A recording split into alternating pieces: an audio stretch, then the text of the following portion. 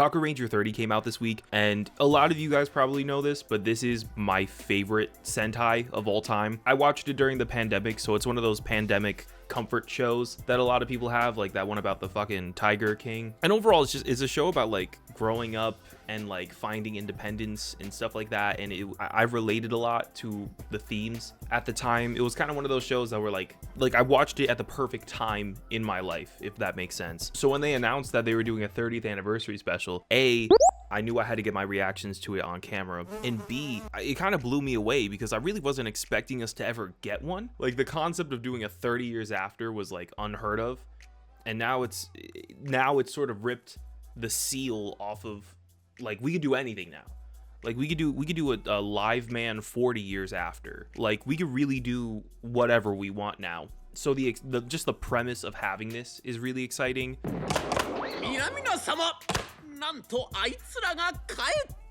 So the special starts with the narrator, like most Kakuranger episodes. It's not the same dude, but the intention is definitely still there. The opening narration played a big role in the tone of the show, and it's smart to have this type of character give us a recap, not only to refresh everyone on what the show is about since it has been 30 years, but it's also in line with what you would expect from the show because the opening narrator used to play such a big role in setting the vibe and tone, especially in those earlier episodes.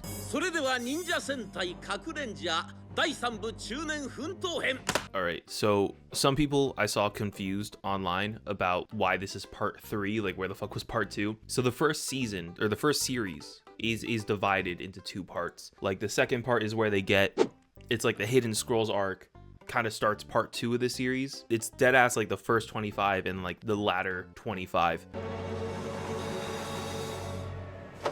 We're going to Kane first. I saw we were going to the United States, and I immediately know. I know for a fact. I haven't seen anything about this special. I haven't heard anything. I've been staying off Twitter on purpose. But the minute I saw we were going to the US of A, I know for a fact what's happening next. And if you don't know, my profile picture is this fool. All right, this fool that we're about to see. I'm so confident. This fool that we're about to see is my profile picture. If he's dressed like a fucking cowboy, I might freak the fuck out. I actually might freak the fuck out. This is my favorite Sentai character. This is my favorite character in all of Sentai. Like him and Racules are top 2 easily. Let's just put him on screen, okay? Yup. The fuck did I tell you? He's not dressed like a cowboy, but that's fine. Honestly, he looks sick as fuck. I don't even care that he's not dressed like a cowboy. It would be 5 times funnier. But this is actually kind of a sick fit. I love how the graffiti says like, danger, danger. What was that say? Ghoul zone? Like this is what Japanese people think America's like. Just fucking graffiti everywhere and literal signs that say like, this place is fucking hell. Everyone here is so fucked up, it might as well be a ghost zone.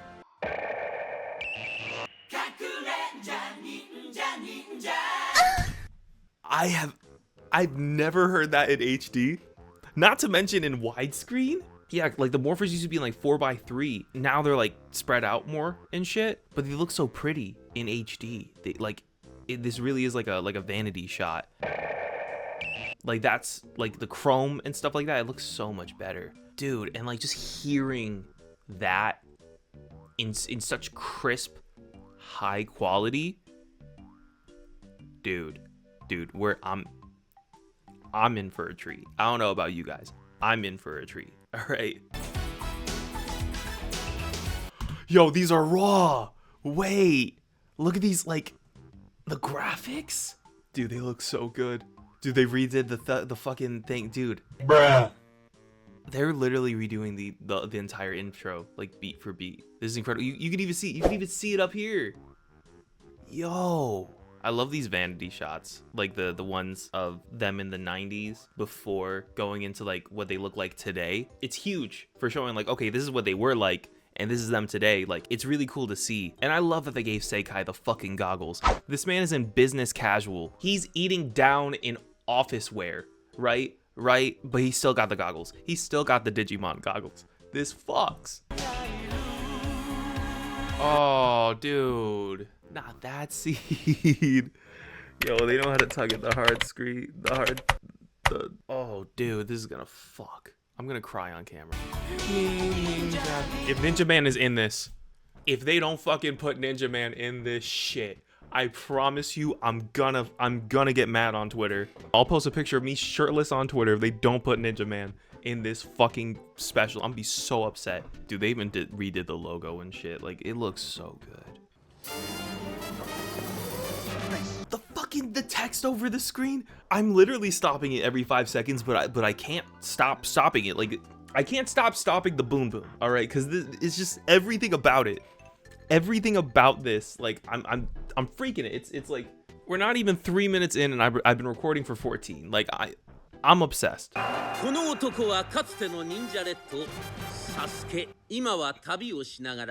That's kind of cute. So we learned earlier that Kane is like a ninja enforcer type thing. I don't really know what he is because he's not like a police officer, but he's something in America. And then like Sasuke's running around like helping yokais.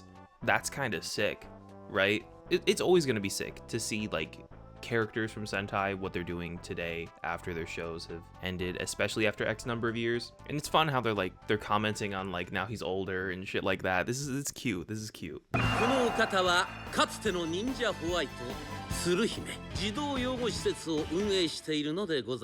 You know, it makes sense for one of the characters to be operating Orphanage, considering how much like kids played a role in the show. Like, there were a lot of children in the show, and like childhood and youth was like a big theme. It's a big theme in a lot of early Sentai, but especially in Kakuranger, I feel like it makes sense that one of them would be doing this. He's even got the little fucking pouch thing, man. Dude, I love that he's still a dork. I love that he's still a dork. He's fucking 50. He's fucking almost 50 and still a dork. They got rid of the truck. Maybe it was too hard to recreate the Nekomaru, but like, I don't know, that would have been cool to see in HD. That's kind of lame. Oh, they just redid him. It's not the same. It's not the same. It would have been cooler if it was like a similar look, more similar looking, I guess.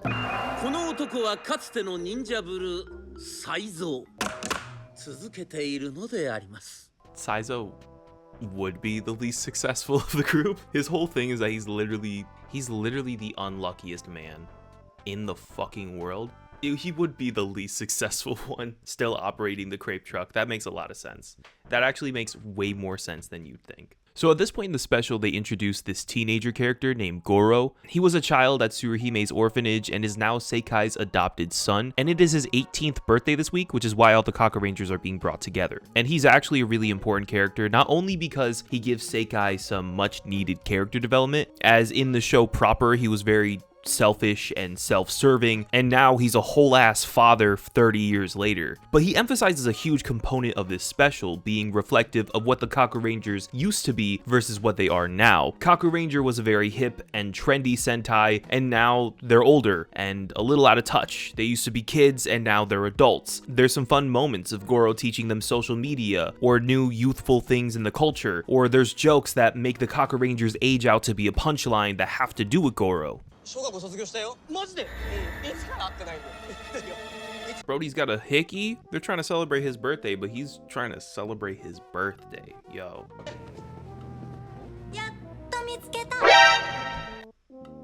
Is that? Wait.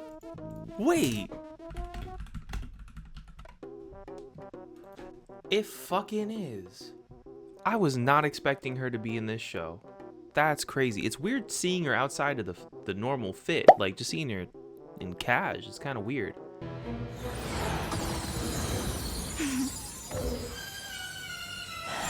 They always putting her in fucking fuck-ass fits, man. Oh, they can't just let her chill. She looked fine.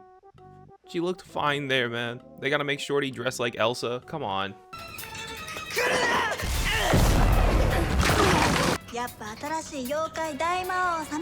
What the fuck does that mean? So the yokai from the original series are still sealed in that alternate dimension or whatever, so it's weird to everyone that there's all these hostile yokai showing up out of nowhere. I personally think it's still weird that there are still yokai around, period. Like, it's cool to have Jiraiya be this yokai hunter and Sasuke overseeing them and help integrate them into society, but it is a part of the story that I don't think I fully understand yet. Moreover, what the fuck is going on with Goro?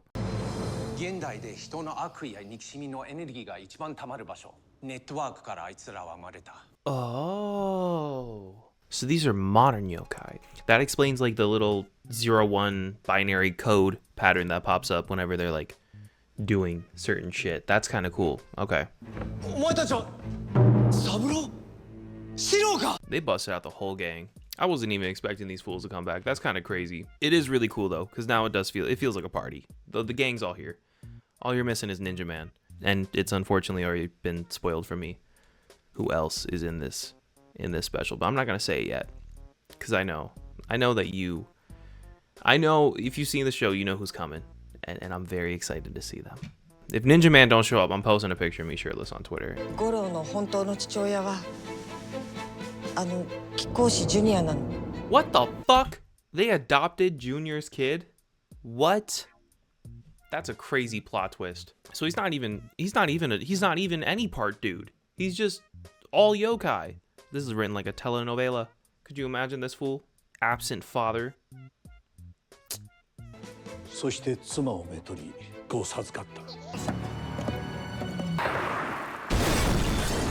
This actually is like a telenovela. What the fuck? Wait, I'm actually enthralled. Junior was obviously the guy I was talking about coming back. Like I was excited to see Junior. He's one of my favorite Sentai villains. But yo, I didn't realize he would have such a tragic backstory. This is insane. What the fuck? All right, so to get this straight, Goro is Junior's son, who's part human, part yokai. They put him into Tsuruhime's orphanage facility, and Sekai adopted him later on in life. And every single year on his birthday, that skull hickey that we talked about gets bigger, and this is going to be his 18th birthday, and they're assuming that it's going to be completed now, and that's why they're bringing the gang together. This rocks. This rocks. No problem. That's a fact. This man is juiced. So they need to transform, but can't because A, they may be too old to handle it now, and B, their morphers are what's keeping the door with all the yokai sealed. But then that brings up the question of like, what happened in Gokaiger or Ninja or literally any other time they've showed up after the show? But I guess there are things that we just really don't need all the answers to. Like, we could kind of just have fun here, all right? They even have the eye catches, dude. So obviously that means that we're halfway through the special, and that would also be the time that commercials would air. So today I want to thank HobbyLink Japan for supporting the channel. With over 25 years of business, HobbyLink Japan has offered a variety of services and features that hobbyists and collectors love across the globe. Here you can find not only the latest Tokusatsu toys at competitive prices, but also anime figures, Gundam, and other toys exclusive to Japan. If you plan on picking something up from Boon Boonjer or Gav, feel free to use my affiliate link either by typing in https://shop.hlj.com/Christian Antwan into your search bar, or by clicking the link in the description. But you can only support the channel by clicking or going through that link when you check out. It won't count towards us any other way. So if you already plan on getting yourself something, or if you want another way to support us making videos here, treat yourself to something at hlj.com by using my affiliate link.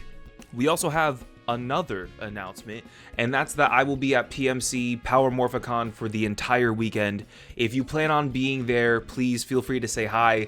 I'm very interested in talking to people. I've literally never been recognized by a subscriber or anyone from YouTube in public before, and I feel like I may have my best chances of that happening at PMC. If there's any sort of interest, sound off in the comments if you would want to attend some sort of meet and greet or like a hangout session type thing, maybe either directly before or after one of the days of the convention. I'm really interested in putting something together, but I don't really know if anyone would care.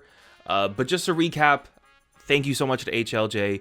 Please use my link to purchase any of your newest Toku toys that you would like to purchase. And I'm very excited to see any of you I may potentially see at PMC. Back to the video. Oh, shit. Shit, I'm locked in. I forgot what we were doing for a minute, man. Oh shit, they suited up. I'm not gonna act like I didn't see these fits in like the trailers or anything like that, but they look really good. They look really good here, man. This is budget. I'm not gonna act like I know what this budget is for this. I imagine most of it went to getting people back. The other half of it had to go to these fucking costumes, though, I bet. And like, it looks like the actors are doing a lot of their own stunts here. Obviously they're a bit older, so it's, you know, give them some credit where credit's due. Kane is a fucking machine. He always was a machine, but he's still a fucking machine still. So this rocks. All right, this has to be the most boomer line I've ever fucking read. Like, all right, man. Oh, that internet. Oh, that internet.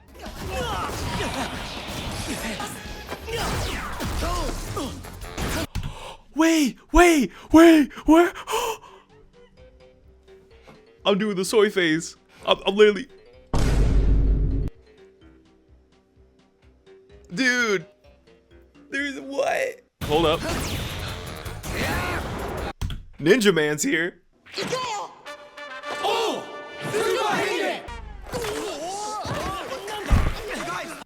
Okay, it's funny. They're old. I don't know, man. I was kind of hyped for that. Like, what? I'm having fun, but that was supposed to be cool, and now it's all right. I get the joke, and it is a funny joke. It's just there's a time and a place, right? It's been 30 years since we've seen these fools transform. It would be nice to make it feel more momentous than whatever the fuck this is, right? You know. Sekai! They still had to hit the Sekai. Sekai! Do I look like the rest of the Kakurangers, guys? Do I look like a Kakuranger? Do I look like a Kakuranger? I gotta make sure to enunciate. Oh, damn. So I actually have something interesting to say about this fight scene outside of the fact that it's just cool for once. For anyone who's watched the original show, you'll remember a ton of different attacks they used to do that were literally like just stock footage that was meant to save budget, but they do almost all of them here, and it's so cool to see them updated to like modern Toku standards. It feels like such a huge celebration of the show.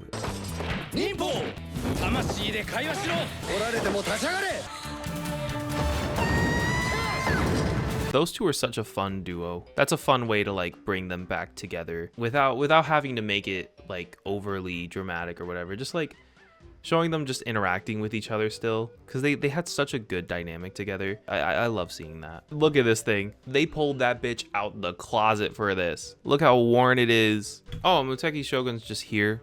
No need for a mech battle. He's just standing over the fucking building. Yeah, definitely didn't want to see anything happen with this thing. No, not at all. Was not expecting a mech fight out of this fucking thing. No. What? Me? What? No. So without giving everything away, since YouTube's copyright system insists that I don't spoil the entire episode, it gets really emotional with big moments from Sekai and Junior, and it's overall just a really emotionally charged ending that I think you'll enjoy if you watched the original show. いいか、ゴロ。これからはお前が新しい時代を築け。あなたがカクレンジャー25代目。はい？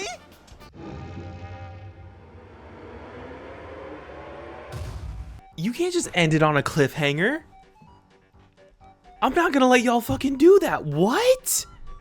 They just ended on a cliffhanger? That's crazy. I don't know what to do with the rest of my life now. That's... Yo, maybe Goro actually will...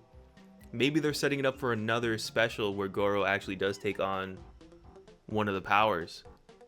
And like maybe there's a new Kakuranger team, like the new generation. Like maybe we see the other one's kids and shit. This was dope. This was dope. Anyways, here is a video I did on Kakuranger way back in the day. For those of you who haven't seen the show, I reviewed the series here, and hopefully I will see you next week. Bye.